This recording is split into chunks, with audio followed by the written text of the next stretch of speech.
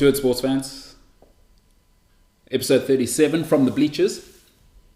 Great weekend in sport.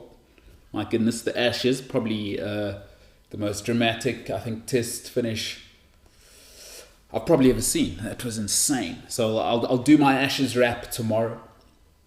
But so much happened in the Premier League that I thought I'd have to give it two topics today, all football, and then we obviously got the Springbok squad announcement. And From the Bleachers now is officially on, I think, all of the big platforms. But anyway, look in the description. I don't want to bore you with all of that. Most people, if you're watching this, you should be first of all telling all of your friends that it's the best sports podcast you've ever heard. But also, we are available everywhere. Spotify now, we've just added that. Blah, blah, blah. Nobody wants to ever hear where to subscribe. They really want to come here and listen to me talk about sport. And we're going to get straight into it. I'm not going to muck about episode 37. Let's get right into it. So we're going to talk today, we're going to talk Man United and their current situation. We're going to talk Chelsea and their new managerial acquisition, what I think of, how he's conducted himself. We'll do tactical analysis later in the week. I'll try a little something new, give you my tactical views of what managers are trying to do and what they aren't trying to do.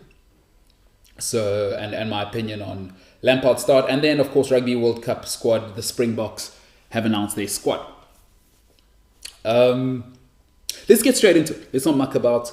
It's been an awesome weekend. Isn't it great to have football back? Gives a man something to live for, which is just great. But we're going to start with Man United. Let's start with Man United, right? Lost 2-1 at home. Crystal Palace, I watched the game. If you're a Man United fan, painful, I'm sure. It's another manager now. But I said it already. A couple of months ago, towards the end of last season, everybody was getting excited. And I've had a lot of my Man United friends give me grief when I told them it's a horrendous appointment. And I've said it on the podcast, so I'm not second guessing it. I'm not just saying, oh, now it's easy to say. I said it when Ollie was winning, that it was a bad appointment. And I'll say it again now. But listen, right? Sometimes in life, you got to swallow a bitter pill, right? Like, let me give you an example. You know, in some cultures around the world, arranged marriages are still a thing, right? So in some cultures, arranged marriages are still a thing. Now, I'm not here to tell you whether the cultures for those people are right and wrong, because that exists here in South Africa, and even within my culture, being Xhosa and Sepedi, within the cultures that I come from and the tribes that I come from, I know it still exists. So I'm not telling you those people are wrong for them. I'm telling you it is wrong, subjectively. My opinion is it is wrong. And it's wrong for a few reasons, right? Listen, we know that arranged marriage is a disaster, and it's wrong for a few reasons. So let me give you some of my reasons why I say you should never arrange a marriage. Number one, right? Mothers are always going to try and pick a woman. So I can only talk from a guy's perspective. Mothers will always pick a woman that's like her. And that is a disaster. Forget about the Oedipus complex. We'll talk about that another time. Freud was onto something, but there's some wrinkles in there. Mothers will always pick who they are, and they know better. Listen, I know lots of my friends, and I'm a mommy's boy. I know girls don't like mommy's boys, so don't get a wife that's like your mom, because that's a terrible idea. That's a terrible idea. So the problem is moms will always pick women that are like them. Disaster. You don't want to marry your mother. Number two, listen, marriage is hard enough with people you like or love, right? It's hard enough if you like the person, if you love the person. Marriage is hard enough. Now you got to marry some person you don't even know. Does she pick up the socks? Is she ambitious? I don't know what people like out there. Does she do CrossFit? I don't know what you kids do out there. But marriage is hard enough if you like or love the person. And number three, listen, when you eventually break up with this person, you're a mess for a couple of relationships after that. When you break up with somebody, it's like you're going to be a mess. Some people take years to recover from a girlfriend they broke up with when they were 15. I know guys that are like 30 and still, guy can't get another date. So those are my 3 reasons. Mothers always pick people like them. Number 2, it's hard enough even marrying people you love. And number 3, when you eventually have to break up with that person in an arranged marriage who you did not choose, you're a mess for a long time after that. Listen, Manchester United broke away from their own policies up front. Don't blame anybody, blame yourselves. Man United broke their own biggest rule. Nobody is bigger than Manchester United. Right? That was always the rule. Nobody is bigger than Manchester United, right? They broke their own rule. Listen, when they let Alex Ferguson pick the next manager, they are both at fault, right? They broke Fergie's own rule where Fergie kicked out stars. You remember, I have to blame the Glazers here for being weak. You blame the Glazers for being weak because the business needs to carry on without Fergie. Football is not a business. Man United is probably the first super business club in the world, right? It has to carry on beyond Fergie, and Fergie cannot be seen to have his hand in the continuation because he was a part of the old regime. And I'm afraid at this top level, at the sharp end of business, I don't care what you've done for me. It's what can you do for me? The Glazers, Ed Woodward, Man United allowed sentiment to come into it, and you cannot at this level allow sentiment to come into it. Listen, Fergie had already set the rule.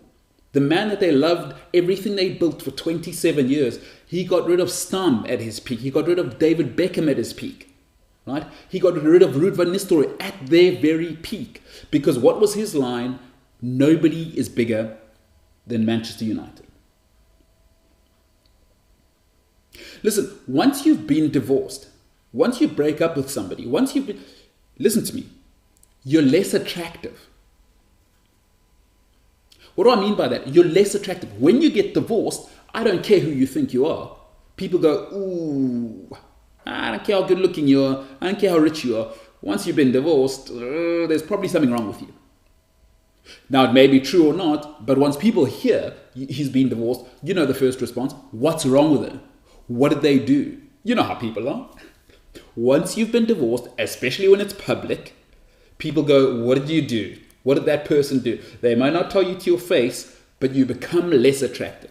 And the reason I'd say that is the Man United job, which is scary, is less and less attractive. Ole Gunnar Solskjaer is not the guy they want.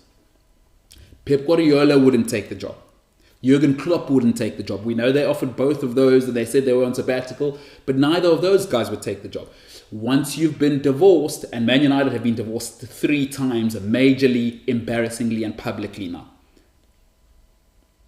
And when I said to you earlier, people pick people like them. Mothers will pick a daughter. If you're a son or if you're a man, right, they will pick the other woman based on what they're like. Sir Alex Ferguson picked somebody who was like him, except 20 years younger.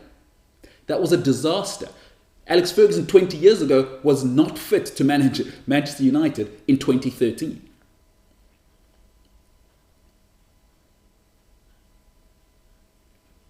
Folks, it's a bitter pill to swallow, but Man United, you have to blame Sir Alex Ferguson and you have to blame the Glazers. The club went sentimental. There is no ways Fergie should have been allowed to choose the next manager.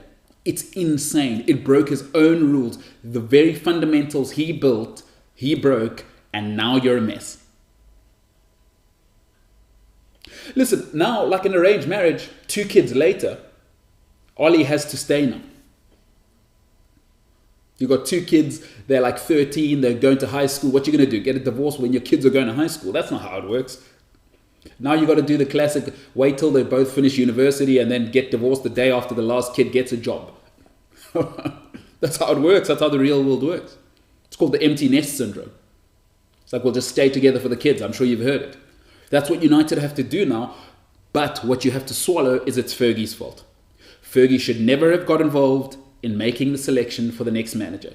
Alex Ferguson is not Manchester United. That was his rule. Sentiment got in the way. And I said it before, Moyes was never the man for the job, but Ole Gunnar Solskjaer was far less the man for the job. The Glazers were weak. You allowed sentiment into the club. And I'm afraid to say it. You have to blame Sir Alex Ferguson. He got the God complex. Why should Fergie think he's special? Why does he think he's better than his own rules? The greatest leaders stick to their own rules. Fergie broke his own laws, and that's why you're in a mess. Alex Ferguson thought, because I'm a good football manager, I'm good at HR as well. Stop it. So folks, if you're a Man United fan, stop blaming the current regime. It's not Ollie's fault he took the job.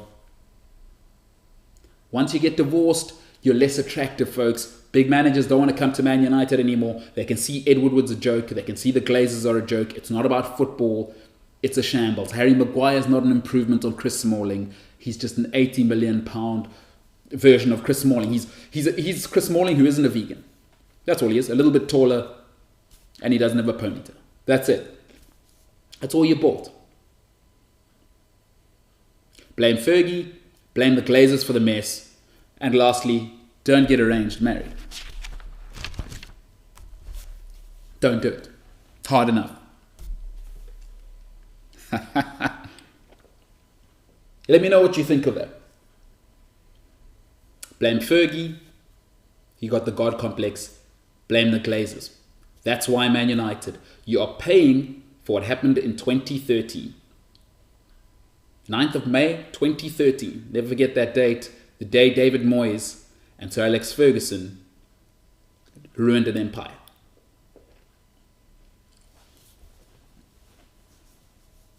Let's move on to the Blues. Frank Lampard, of course, the prodigal son. He's come home. Welcome back, Frank. Some may say.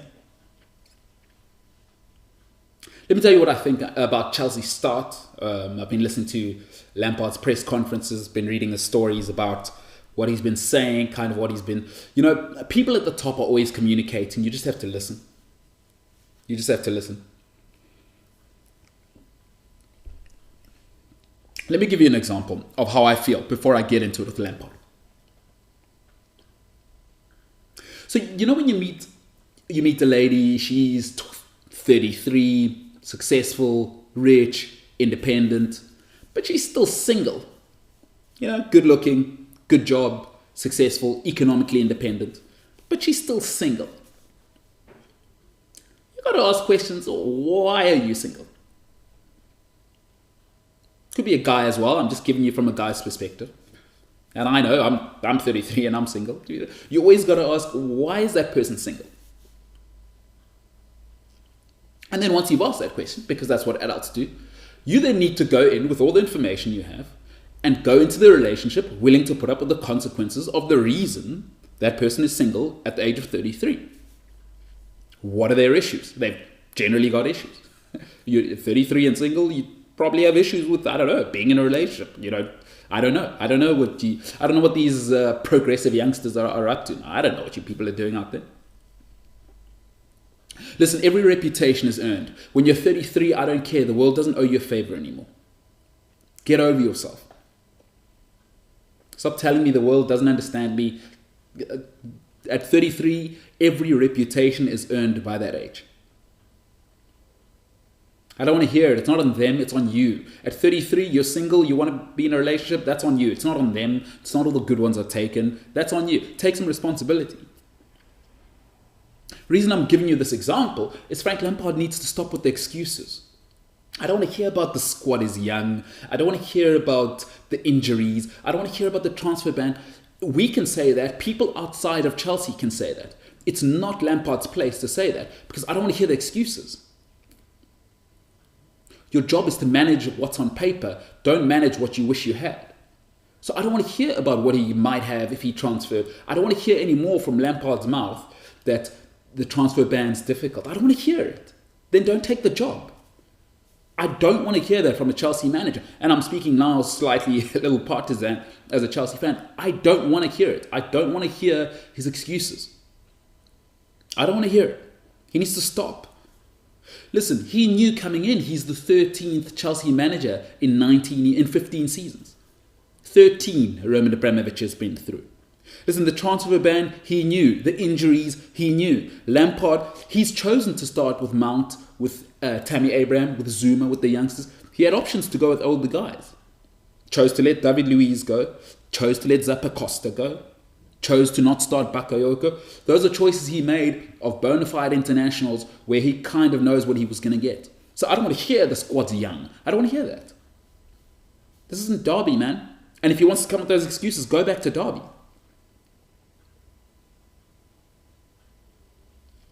If you're 33 and you're still single, it's not society, it's not all the good ones are taken, it's time to look at yourself.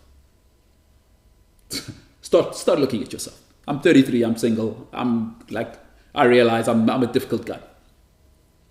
It's not on them, it's not all the good ones are taken.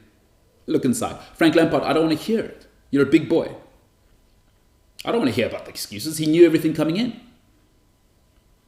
I don't want to hear about your issues with your girlfriend or your boyfriend when you get into a relationship with them. You knew what they were when you got into that. Don't be upset for people. The worst thing in the world that people do is they get upset when people are who they are and you knew who they were. So I cannot understand Frank Lampard looking for empathy or sympathy in a situation he knew. Like, what are we talking about here? Frank, come on. If you want to hide behind injuries, youngsters, go back to Derby. I don't want to hear it. Do you know, Chelsea's great success is that they weren't Man United and never have been. All right? The great success is that Roman Abramovich doesn't care who you are. Listen, he fired Roman Abramovich fired Jose Mourinho twice. Twice. He told a man who's arguably the greatest manager of the last 20 years that you're not good enough for my club twice. That's the type of man you're dealing with.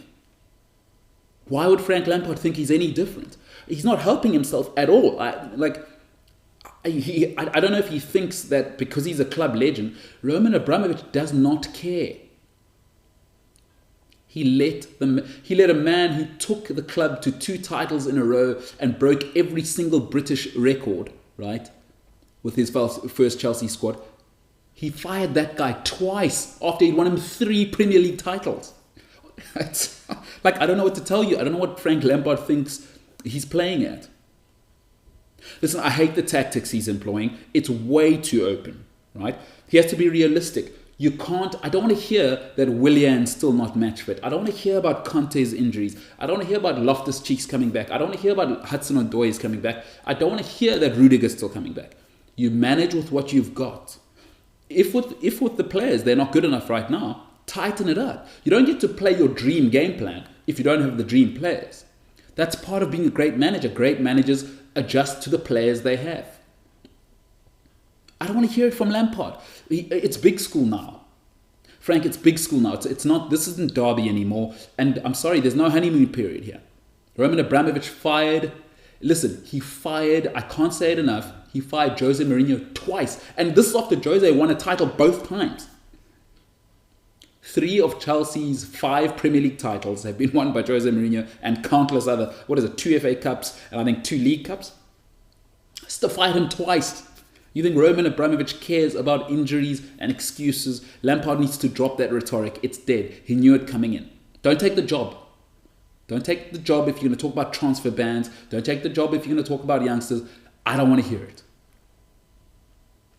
Listen, I've said it before and I'll say it again, and I am catching major flack. Man, City and Liverpool are not going to win the league. Trust me, it's going to be another Leicester season. I've given my reasons. Nobody goes 3 in a row. It never happens. Nobody's going to get 90 points this season. Chelsea have the chance to win the league title this season. People call me crazy, but we'll talk in May again. I've been watching the Premier League since I was 6 years old. I've been watching Pep Guardiola his entire career. I've been watching Jurgen Klopp his entire career. I don't get caught up in the hype. I've looked at the stats. Pep doesn't last more than 3 seasons. There's a big opportunity. I think Spurs have already let it go. If Chelsea are serious, they can win the league this season. I don't think Liverpool are finishing inside the top 4, and I've given my reasons already. Watch the podcast earlier. This is a big chance. Lampard needs to focus. He needs to get to 85 points, and he can win the league with that target. Listen, you don't get a grace period because you scored over, 300 goals for the club. You're the record goal scorer for the club. I don't care about that. This professional sport is not what have you done for me, it's what have you done for me lately. And he's not a player, he's a manager now. He's in big school now, I don't want to hear it. I never want to hear about the transfer ban, the injuries, or the youngsters. Lampard, get it together. Close up the midfield. You've got Bakayoko who could stiffen the midfield for you and stand in front of the back 4 so you're not so open on the counter-attack. No more excuses, Frank Lampard. It is title or bust.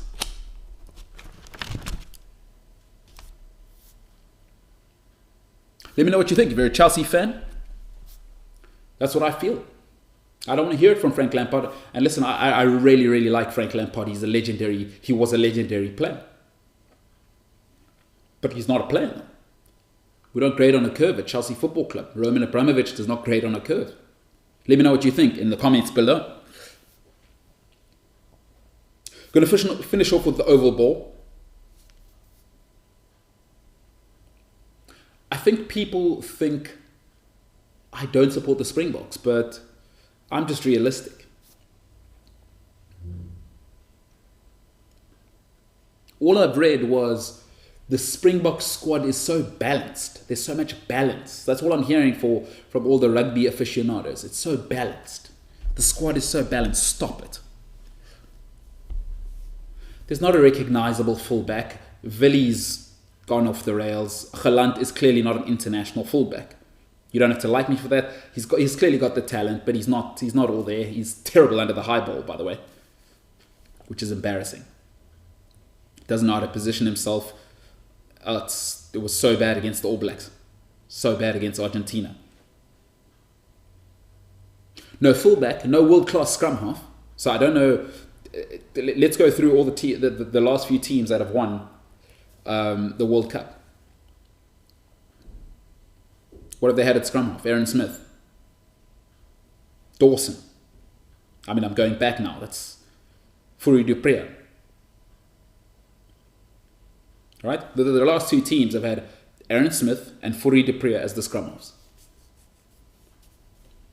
For me, Fourie du Preez is the best passer of a rugby ball off the base that I have ever seen. I've never seen anybody whip it off the base without taking a step to the receiver. Boom. Perfect. Fourie du Preez. Before that, they had Dawson. Say what you will about him, not the most likable character, but a world-class scrum half. A general, a real general at number 9. Those are the last 3 scrum halves. Ben Smith at fullback. Jason Robinson at fullback. Percy Montgomery at fullback. That's what you got to have. There's no fetcher. Listen, it's a dry weather World Cup. So what does that mean? The ball is going to move around. You need somebody to slow it down. In wet weather, maybe, it's going to work to have this bulky pack. There's no genuine fetcher. Sia Kolisi's not a fetcher. He's probably a better 8 or... Sia's really a blindsider. And I don't know why he's going to the World Cup. He's not fit. But, okay, there's obviously multiple reasons why Sia has to go, I think.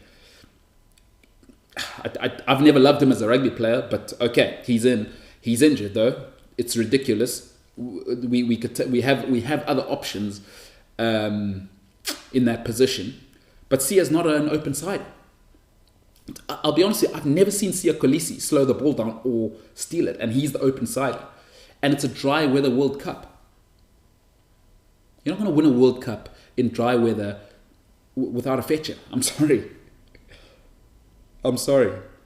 And I hate to say this, but I looked through the entire squad. I've been looking the whole afternoon. There's not a single world-class player in the Springbok team. In the whole squad. And, world-class is an overused term. So I went from 1 to 15 and I was going around the world and I thought, who could I put in a world 23? If I'm picking my 23, Who could I put in a 23 from the Springbok team? There wasn't a single player. The only guy I would maybe think about is Kitsoff off the bench. He's an awesome option. He's shown that he's not a starter.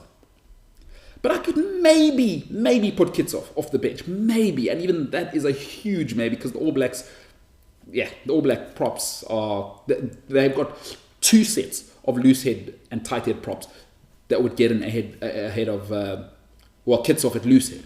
So maybe Kitsoff at loose head. Maybe. Malcolm Marx can't throw a ball into the line out, so I can't pick him. And he's not as dynamic as Dan Coles. He's not Coles. He's just not that dynamic. He doesn't have any ball skills. He's a great fetcher. So maybe play Malcolm Marx at flank. He should be the fetcher. I've always said it. The Boks don't have a single world-class player. And I'll tell you why world-class matters. Is big moments. You're not going to win quarterfinals, semi-finals, which I don't think the Springboks will get to, but I'll get to that. You're not going to win those by 10, 15, 20. We saw what happened to Malcolm Marx when the squeeze came on against England in November. He couldn't throw under pressure. Tight game, couldn't throw under pressure. Big problem. I'd say the one thing that's great is that Rassie Erasmus realizes he has a bunch of players with limited skills. So what he's done is he's simplified it. And all he's done, I don't want to hear people saying Rassie's a genius. He's not a genius. It's the same tactics that Jake White had in 2007, which is not a criticism. I think the greatest thing in leadership is when you know your limitations and you play to that. In any leadership, by the way. Business, I look at business leaders around the world, they know what they have and they maximize that. They don't try and do things that they can't do. You block out the noise. I think Rassie has been brilliant. I was critical of Rassie up front for the very reasons we're seeing, that we're going to go backwards in terms of rugby style. But he's realized my players are limited, we have no skills, so we're going to play to our limitations. Listen, it's back to Jake White 2007. You've watched it. If you're watching any Springbok rugby and you're honest. I love South African rugby. I support the Springboks, but I'm also realistic. I'm not a fanatic. I'm in the business of truth telling, right? It's the up and under from the base, the scrum half. Remember how many times, Fourie de Preer, you screamed at your screens for 4 years while Jake White was building it. Up and under with Brian Habana chasing. Does it look any different now? Premeditated up and unders, Fuff, you know what he's going to do. 1-2 phase, up and under. We go and play in their 22. It's so predictable, which is fine because he knows. His fly half can't distribute. His inside centers are all shocking.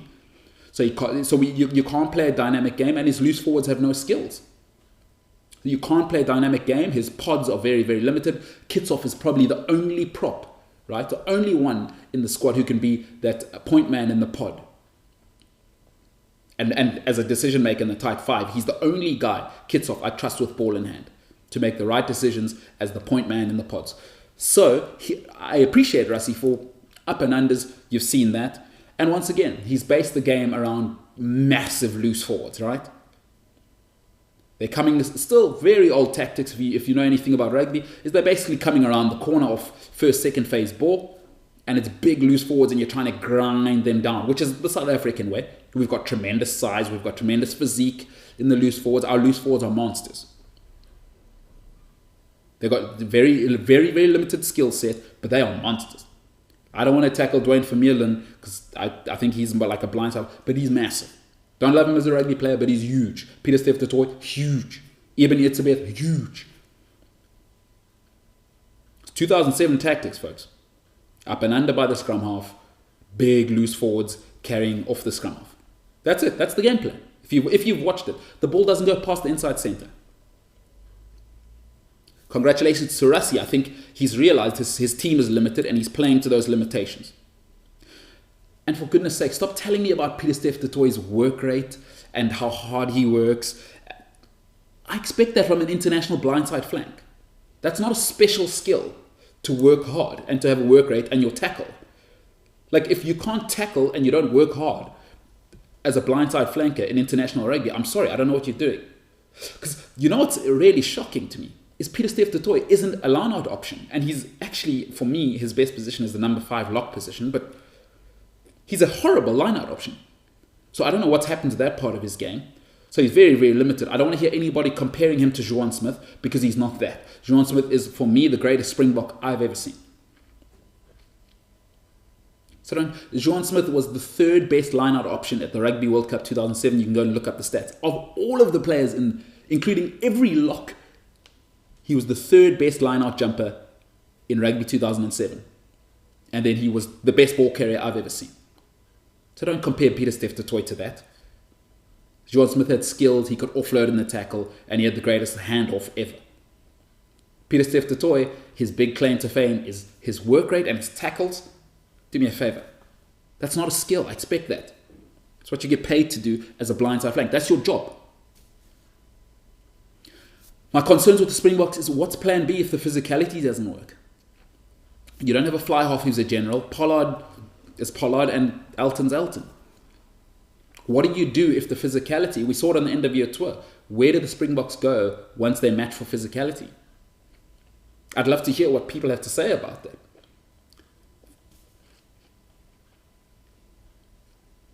All this balance I'm hearing, like all of our loose forwards are the same. There's not a single fetcher. There's nobody who's dynamic. Kwagga is probably not going to be in the squad. But you look at they're all big, lumbering and slow. So you have no plan B besides Kwagga. Siya Kolisi has lost all of his dynamism. He's been injured for the last 2 years. Siya Kolisi's lost all of his dynamism. He was a dynamic player, but now he's a cart horse. I'm sorry. I've been trying to watch him play. And I like Siya Kolisi, but as a rugby player, I don't love him anymore. He's lost his X factor because he's lost his dynamism. Injuries have caught up with him. So our biggest strength is our size, but also it is our downfall because all of our loose forwards are the same. I don't want to hear that Flo, as people call it, he can only come off the bench as a fetcher. He can't start as an open side flank in international rugby. That pace is way too much for him. He's big, he's lumbering, he's slow, and he can only get to every fifth or sixth ruck. So I don't know what we're going to do about that. One-dimensional, but they're big thumpers. If the Springboks can control the ball, they're gonna grind down a lot of defenses. There's no balance, folks. When you say balance, I think the Springboks have size. That's all. That's all the Springboks have. I don't want to hear anything else. Like, I want to hear. I want to hear from people. Where's this balance that you're talking about?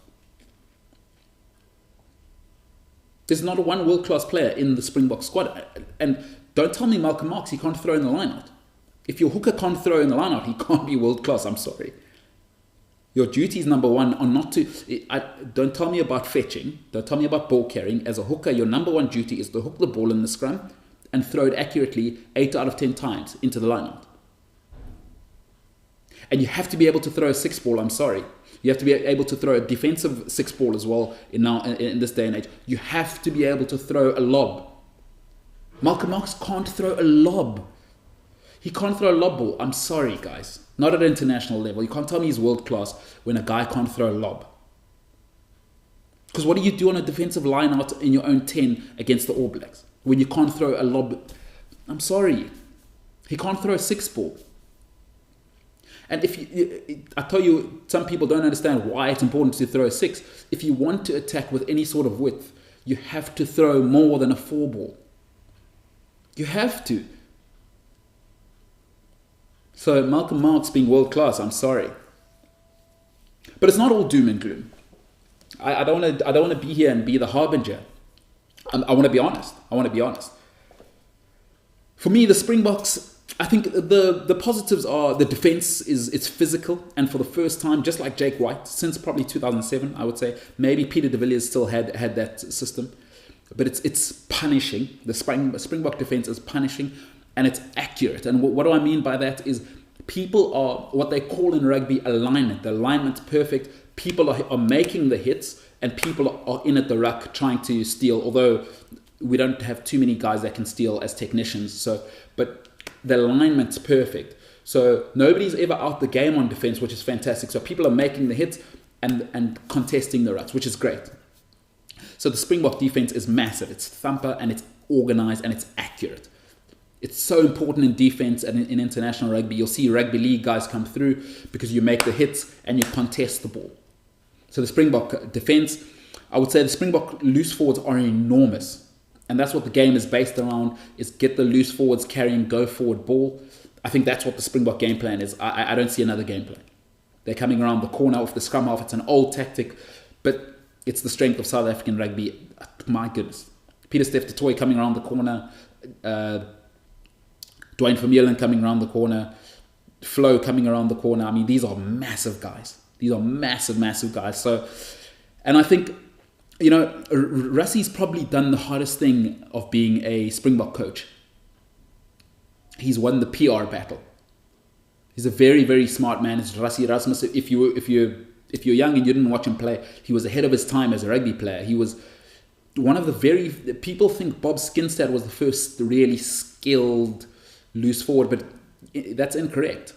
First of all, we had Andre Venter, but we had Rassie Erasmus is the first genuinely world-class sort of fetcher and skilled loosey, for me, that South Africa's ever had. He was unbelievable. He was always a step ahead of it. And you can see he's an innovative, meticulous guy. So what I would say for Rassie is he knew what he had to take care of. He had to take care of the PR side and make sure that all the guys brought in. So I have to say, he's got the whole country backing him. And that's massive in South African rugby. It may not be around the world, and some viewers may not understand that winning the PR battle as the Springbok coach is probably the biggest thing you have to do. Forget the coaching, forget everything else. He's won the PR battle, and he's got everyone on side. Those are my positives. My prediction is, I think we lose to the All Blacks, just because they're a better side and it's going to be dry weather. And dry weather is the great equalizer. We're on neutral grounds, and they've got better players, better skills. And even at 60%, they'll beat us. They've still got guys to come back. Crotty still to come back. Letalik still to come back. They'll be fine. So I think we'll come second in our group. And I can't see. I wish we had a world-class fly half who could manage us out of a game. I wish we had a fly half. Because both of our fly halves are butter on toast. Mediocre, and I'm being kind.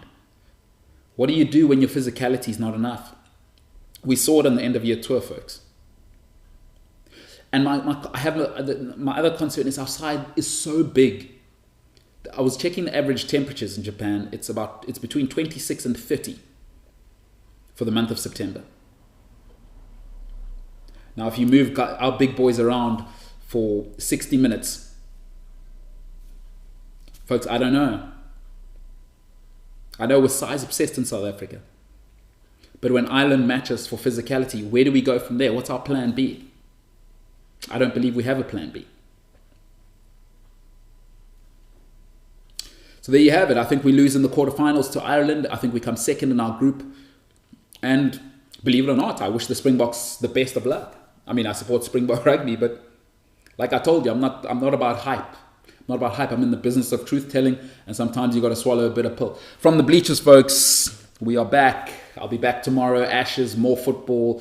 We'll talk Man City. We'll talk Liverpool. We'll talk all sorts this week. From the bleachers, back with a bang. Looking forward. Thursday, we're back with the opinion show. So Thursday, 8 o'clock, we will do Q&A, and I'll make sure that I put that out there. Once again, that is episode 37 from the bleachers. It has been an absolute pleasure.